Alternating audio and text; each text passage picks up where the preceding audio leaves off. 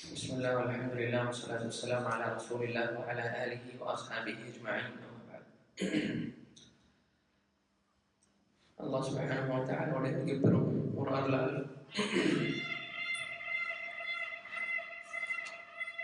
இந்த அல்-கவாயித் அல்-அர்பஆ உடைய முஅல்லிஃப் இதை எழுதிய நபருடைய தர்ஜுமாவை பார்த்தோம். அவருடைய வாழ்க்கை வரலாற்றை பார்த்தோம். அவருடைய சிறப்புகளை பார்த்தோம். பிறகு இந்த கிதாபுடைய முதல் பாகத்தை சிறிதளவில் நாம் பார்த்திருக்கிறோம். அல்ஹம்துலில்லாஹ்.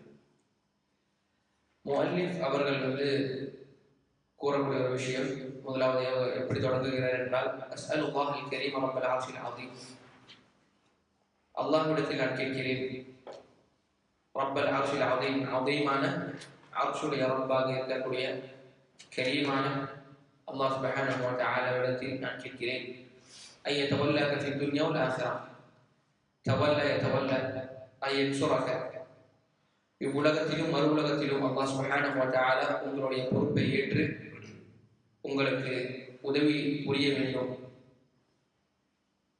என்பதற்காக அல்லாஹ்விடத்தில் நான் கேட்டுக்கொள்கிறேன், துஆ செய்து கொள்கிறேன். வாய ஜஅலக முபாரகன் ஐனமா குன்த், நீ எங்கிருந்தாலும், மாணவர்களுக்கு செய்யக்கூடிய ஒரு பிரார்த்தனை, நீ எங்கிருந்தாலும் அல்லாஹ் சுப்ஹானஹு வ தஆலா உங்களுக்கு பரக்கத் செய்யட்டுமாக. வாய ஜஅலக மிம்மன் இதா உஅதிய ஷக்ர், ஒருவரில் பல நபர்களில் ஒருவராக உன்னை ஆக்கட்டும். அந்த பல நபர்கள் எப்படிப்பட்டவர்கள் என்று சொன்னால், அவர்களுக்கு நலவு கொடுக்கப்பட்டால் ஷக்கர், அவர்கள் நன்றி செலுத்துவார்கள். வைதபதுல் யஸமர், அவர்கள் சோதிக்கப்பட்டால் பொறுமையாக இருக்கிறார்கள். வைதா அத்னப இஸ்தக்ஃபர், அவர்கள் பாவம் செய்துவிட்டால் இஸ்திக்ஃபாரை செய்துவிடுவார்கள். பிறகு அவர்கள் கூறுகிறார்கள், فإن هؤلاء الثلاث عنوان السعادة, இந்த மூன்று விஷயங்கள், நன்மை அவனுக்கு நலவு கொடுக்கப்பட்டால் ஷுக்ர் செய்வது, நன்றி செலுத்துவது, சோதனை வந்தால் பொறுத்துக் கொள்வது, பாவம் செய்துவிட்டால் இஸ்திக்ஃபார் செய்வது என்பது உன்வானு ஸஆதா, நற்பாக்கியத்தின் ஒரு தலைப்பாகும். தலைப்பு என்று சொன்னால் இஸ்முன் மா யதுல்லு அலைஹி, இஸ்மு மா யதுல்லு அலைஹி, அதாவது ஒரு விஷயம் இருக்கும், அந்த விஷயத்தை அறிவிக்கக்கூடிய ஒரு பெயர். இப்போ நோன்பு என்று சொன்னால் அந்த நோன்புடைய சட்டங்கள், அதனுடைய அனைத்து விஷயங்களையும் உட்கொள்ளக்கூடிய, அதை அறிவிக்கக்கூடிய ஒரு பெயர் தான் நோன்பு, அதுதான் தலைப்பு. அப்பொழுது பாக்கியம், இந்த உலகத்தில் சந்தோஷம், அஸ்ஸஆதா என்று சொன்னால் அல் ஹாலுல் முலாயிமத்து லில் அப்த், ஒரு அடியானுக்கு இந்த உலகத்தில் என்னென்ன விஷயங்கள் நடக்கிறதோ அந்த அனைத்து விஷயங்களுடைய சாதகமான நிலை, அதற்கு தான் சஆதா என்று கூறுவார்கள். சஆதா, பாக்கியம் என்றால் என்ன? பாக்கியம் என்று சொன்னால் இந்த உலகத்தில் மனிதனுக்கு பல நிலைகள் இருக்கும், பல நிலைகள் இருக்கும். அந்த அனைத்து நிலைகளிலுமேயே இவருக்கு சாதகமாக அமைவது என்பது சஆதா, பாக்கியம் என்று கூறப்படும். சரிங்களா? அப்போ ஒரு மனிதனை பொறுத்த வரைக்கும் அவன் மூன்று நிலைகளில் இருப்பான். மூன்று நிலைகளில் இருப்பான். ஒன்று நிஅமத்துன் வாசில, தொடர்ந்து உள்ள நிஅமத்துகள், அருட்கொடைகள், அந்த நிலையில் இருப்பான். இரண்டாவதாக முஸீபத்துன் ஃபாசில, விட்டு விட்டு வரக்கூடிய முஸீபத்துகள், சோதனைகள், அந்த நிலையில் ஒரு மனிதன் இருப்பான். பிறகு ஸய்யிஅத்துன் ஹாசில, அவன் செய்ததற்குண்டான பாவத்தை அனுபவிக்கக்கூடியவனாக இருப்பான். அவன் செய்யக்கூடிய பாவம், இந்த மூன்று நிலைகள் தான் ஒரு அடியன் இருப்பான். இந்த மூன்று நிலைகளும் நிச்சயமாக ஒரு மனிதனிடத்தில் இருந்தே ஆகும். அவனுக்கு நியாமத்து இருக்கும், சோதனை இருக்கும், தவறுகளை செய்வான். இப்பொழுது நியாமத்து இருக்கும் பொழுது என்ன செய்ய வேண்டும்? ஷக்கர், நன்றி செலுத்த வேண்டும். சோதனை வரும் பொழுது பொறுமை காத்துக்கொள்ள வேண்டும். பிறகு பாவங்களை செய்யக்கூடிய நேரத்தில் இஸ்திக்ஃபார், பாவ மன்னிப்பு கேட்கக்கூடியவர்களாக இருந்தார்கள் என்று சொன்னால் அதுதான் பாக்கியம் என்று ஷேக் அவர்கள் இந்த இடத்தில் கூறுகிறார்கள். அடுத்ததாக ஷேக் அவர்கள் கூறக்கூடிய ஒரு விஷயம் என்று சொன்னால், நீ அறிந்து கொள்ள வேண்டும், அர்ஷதக அல்லாஹ் லிதாஅத்திஹி, அல்லாஹ் சுப்ஹானஹு வ தஆலா அவனை கட்டுப்படுவதற்கு உன்னை வழிகாட்டி இருக்கிறான். அன்னல் ஹனீஃபிய்யத மில்லத இப்ராஹீம், ஹனீஃபிய்யா இப்ராஹீம் அவர்களுடைய, இப்ராஹீம் அலைஹிஸ்ஸலாம் அவர்களுடைய மில்லத்தான ஹனீஃபியா என்றால் என்ன, ஹனீஃபியா என்றால் என்ன என்பதை நாம் பார்க்க போகிறோம். ஹனீஃபியா என்று சொன்னால் ஹனீஃபன் முஸ்லிமன் என்று நாம் எல்லாம் நம்முடைய துஆ இஸ்திஃப்தாஹில் நாம் எழுதுகிறோம், சொல்கிறோம். ஹனீஃபியா என்று சொன்னால் அதற்கு இரண்டு அர்த்தங்கள் உள்ளது, மார்க்கத்தில் இரண்டு அர்த்தங்கள் உள்ளது. ஒன்று இஸ்லாம், அல் ஹனீஃப், அல் ஹனீஃபியா அப்படி என்று சொன்னால் அதற்கு இஸ்லாம் என்ற அர்த்தம், இஸ்லாம் என்ற அர்த்தம். இரண்டாவது அர்த்தம் என்று சொன்னால் அல் இக்பால் அலா அல்லாஹி பித்தௌஹீத், தௌஹீதை கொண்டு அல்லாஹ் சுப்ஹானஹு வ தஆலாவை முன்னோக்குவது. இரண்டாவது அர்த்தம் அல் இக்பால் அலா அல்லாஹி பித்தௌஹீத், தௌஹீதை கொண்டு அல்லாஹ் சுப்ஹானஹு வ தஆலாவை முற்படுவது, முன்னோக்கி செல்வது. அப்பொழுது அதுதான் அல் ஹனீஃபியா. ஹனீஃபியா என்று சொன்னால் அது இஸ்லாம் தான். பொதுவான அர்த்தம் இஸ்லாம். ஒரு குறிப்பிட்ட விசேஷமான அர்த்தம் என்று சொன்னால் அது தௌஹீத் என்பதை நாம் புரிந்து கொள்ள வேண்டும். அப்பொழுது எதற்காக இந்த இடத்தில் ஹனீஃபிய்யத மில்லத இப்ராஹீம், எதற்காக இப்ராஹீம் அலைஹிஸ்ஸலாம் அவர்களை இந்த நேரத்தில் ஹனீஃபியா என்று சொன்னால் இஸ்லாம் தான், இப்ராஹீம் அலைஹிஸ்ஸலாம் அவர்களோடு எதற்காக இந்த இடத்தில் சேர்த்திருக்கிறார் என்று சொன்னால், அவர்களுக்கு முன்னாடியும் நபிமார்கள் இருந்தார்கள், அவர்களோடெல்லாம் சேர்த்தாமல் எதற்காக இப்ராஹீம் அலைஹிஸ்ஸலாம் அவர்களிடத்தில் இந்த ஹனீஃபியா, இந்த இஸ்லாம் என்பதை அல்லாஹ் சுப்ஹானஹு வ தஆலா சேர்த்துகிறார் என்று சொன்னால், ஒன்று நபி ஸல்லல்லாஹு அலைஹி வஸல்லம், முஹம்மது நபி ஸல்லல்லாஹு அலைஹி வஸல்லம் அவர்கள் அனுப்பப்பட்ட சமுதாயம் என்பது, நன்றாக கவனிக்க வேண்டும், அனுப்பப்பட்ட சமுதாயம் என்பது இந்த இப்ராஹீம் அலைஹிஸ்ஸலாம் அவர்களுடைய கொள்கையை அறிந்தவர்கள், அவர்களுடைய கொள்கையில் தான் நாங்கள் இருக்கிறோம் என்று வாதிட்டவர்கள்.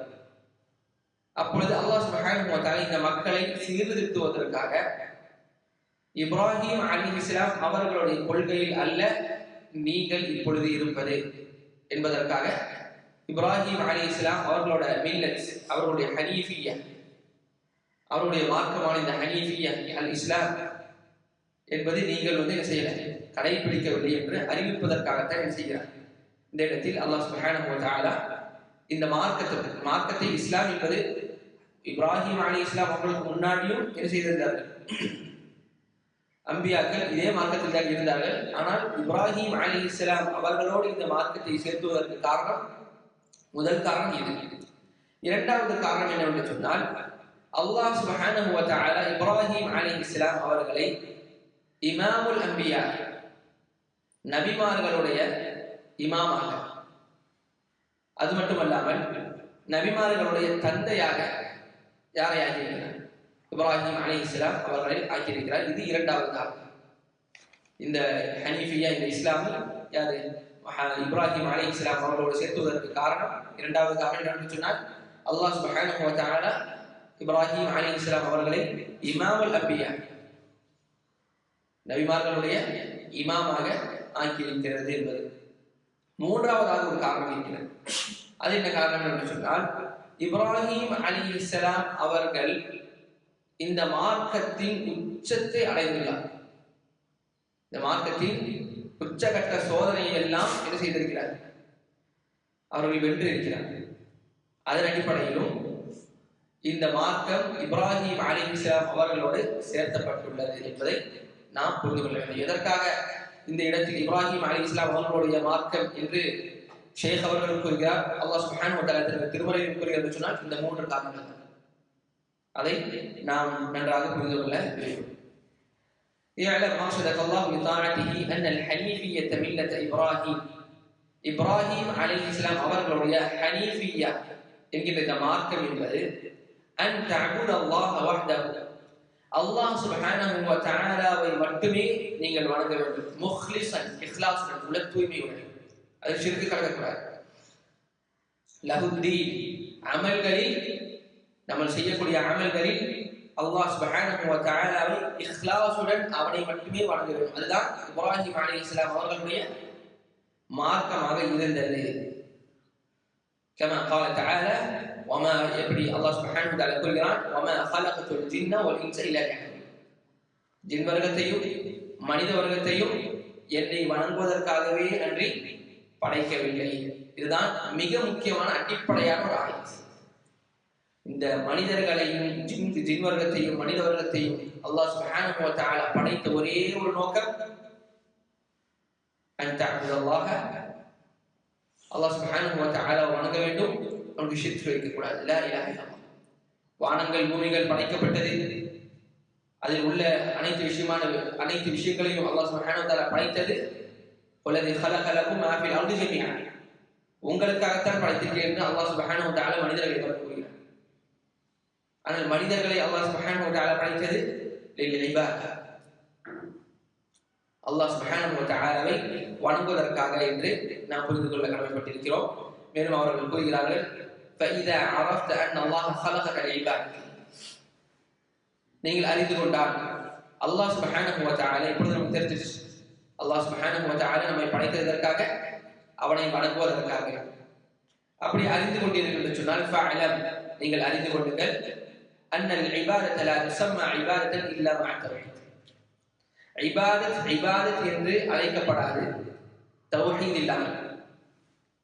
இல்லாமல் ஒரு இபாதத் என்று அழைக்கப்படாது. எப்படி? கமா அன்ன ஸலாத் லா துஸம்மா ஸலாத்தன் இல்லா மஅ தஹாரா.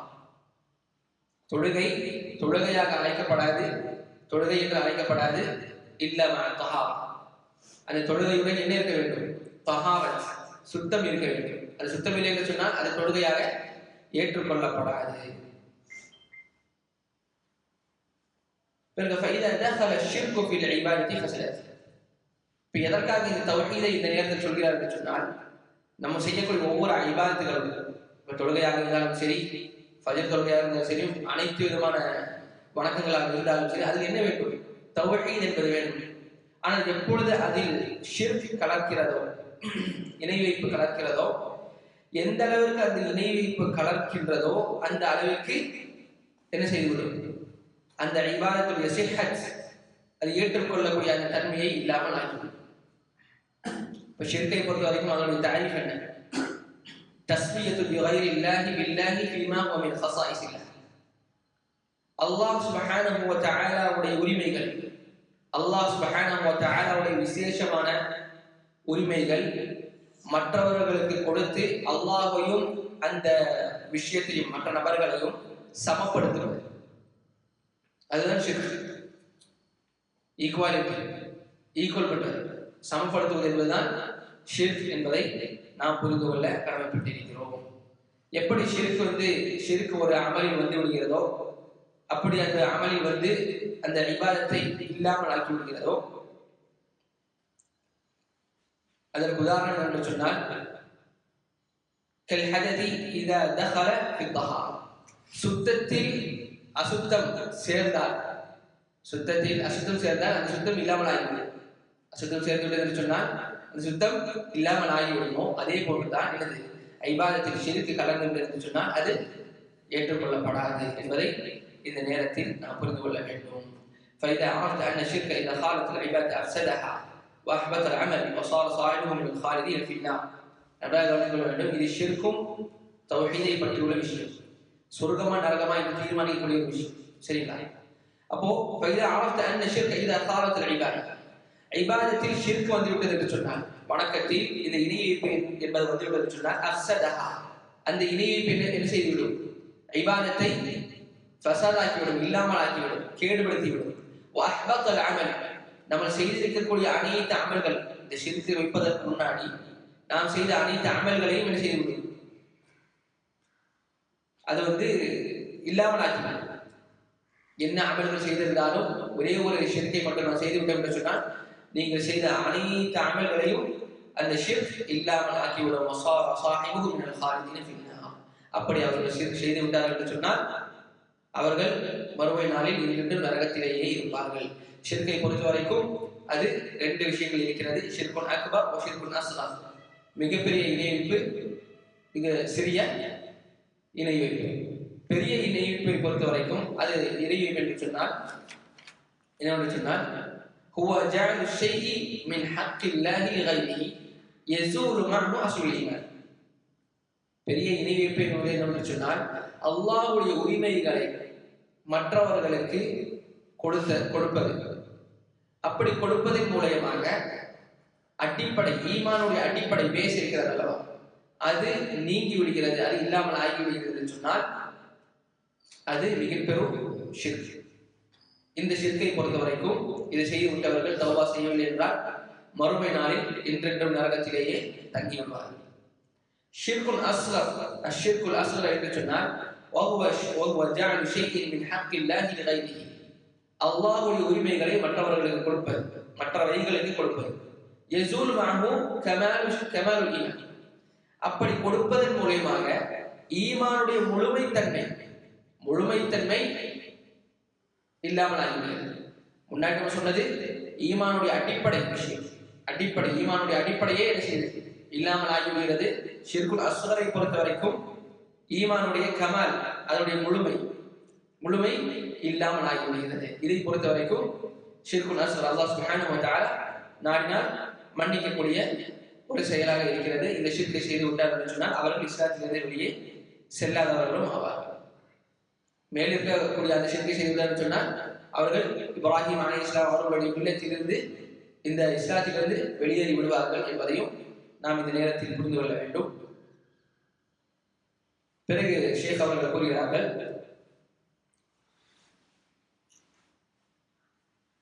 وصار صاحبه من الخالدين في النار عرفت أن أهم ما عليك معرفة ذلك. இதெல்லாம் நீங்கள் அறிந்ததன் பிறகு இந்த ஷிர்க் என்பது மனிதனை நரகத்தில் ஆழ்த்திவிடும், தௌஹீத் என்பது சொர்க்கத்தினுடைய ஒரு சாவி என்பதை நீங்கள் அறிந்து சொன்னால் நீங்கள் என்ன செய்யணும்னு சொன்னால், இதை நீங்கள் தெரிஞ்சு சொன்னால் இந்த அனைத்து விஷயங்கள் ஷிர்கையும் தௌஹீதை பற்றி நீங்கள் என்ன செய்ய வேண்டும், நன்றாக படிக்க வேண்டும். இதனுடைய அறிவு மஅரிஃபத் என்பது உங்களுக்கு இருக்க வேண்டும். லஅன் அல்லாஹ் யுகல்லிஃப மின் ஹாதிஹி ஷபக, இப்படிப்பட்ட ஒரு ஷபக, இப்படிப்பட்ட ஒரு வலை, இந்த ஷிர்கிலிருந்து அல்லாஹ் சுப்ஹானஹு வ தஆலா உங்களை காப்பாற்ற வேண்டும். வஹிய ஷிர்கு பில்லாஹி அல்லதி قال الله تعالى فيه. அந்த ஷிர்க் எப்படிப்பட்ட ஷிர்க் என்று சொன்னால் இன்னல்லாஹ லா யக்ஃபிரு அன் யுஷ்ரக பிஹி வ யக்ஃபிரு மா தூன ذلك லிமன் யஷா. அந்த ஷிர்க் அல்லாஹ் சுப்ஹானஹு வ தஆலா கூறிய ஒரு விஷயம். நிச்சயமாக அல்லாஹ் சுப்ஹானஹு வ தஆலா அவனுக்கு இணை வைக்கப்படுவதை ஒருபோது மன்னிக்க மாட்டான். வயக்ஃபிரு மா தூன ذلك லிமன் யஷா. அதன் கீழுள்ள பாவங்களை அல்லாஹ் சுப்ஹானஹு வ தஆலா அவன் நாடினால் மன்னித்து விடுவான் என்பதை நாம் புரிந்து கொள்ள கடமைப்பட்டிருக்கிறோம். இன்ஷா அல்லாஹ் வரக்கூடிய காலங்களில் இதோட மேலதிகமாக இந்த ஷிர்க், இந்த 4 கவாயிதுகள், இந்த கவாயிதுகளை பொறுத்த வரைக்கும் நம்முடைய மார்க்கம் என்ன, காஃபிர்களுடைய மார்க்கம் என்ன என்பதை மிக தெளிவாக புரிந்து கொள்ள வேண்டும். இந்த கவாயிதுல் அர்பஆ என்பது கவாயிதுல் அர்பஆ என்பது மிக அடிப்படையான ஒரு விஷயங்கள். இப்போ சொல்லப்படக்கூடிய விஷயங்கள் மிக அடிப்படையான ஒரு விஷயங்களாக இருந்து கொண்டிருக்கிறது. அதனால் இதை எந்த அளவுக்கு நம்மால் மனப்பாடம் செய்து முடிகிறதோ நிச்சயமாக நாம் செய்து கொள்ள வேண்டும். ஏனென்றால் நாம் இதற்கு பிறகு நாம் படிக்கக்கூடிய ஒவ்வொரு அகீதாவுடைய கிரந்தங்களும் இதனுடைய அடிப்படையில் தான், இதனுடைய இஸ்திலாஹாத்துகள், உள்ளர்த்தங்கள் அதை கொண்டுதான் இருக்கும் என்பதை இந்த நேரத்தில் தெரிவித்துக் கொள்கிறேன். அல்லாஹ் சுப்ஹானஹு வ தஆலா எதை கேட்டோமோ அதை நன்றாக படித்து புரியக்கூடிய ஆற்றலையும், அதன்படி தன்னுடைய வாழ்க்கையில் நடைமுறைப்படுத்தக்கூடிய வாக்கியத்தையும், மக்களை சீர்திருத்தக்கூடிய வாக்கியத்தையும் அல்லாஹ் சுப்ஹானஹு வ தஆலா நமக்கும் உங்களுக்கும் தந்த அருமையானாக என்று கூறியவனாக முடித்துக் கொள்கிறேன். அஸ்ஸலாமு அலைக்கும்.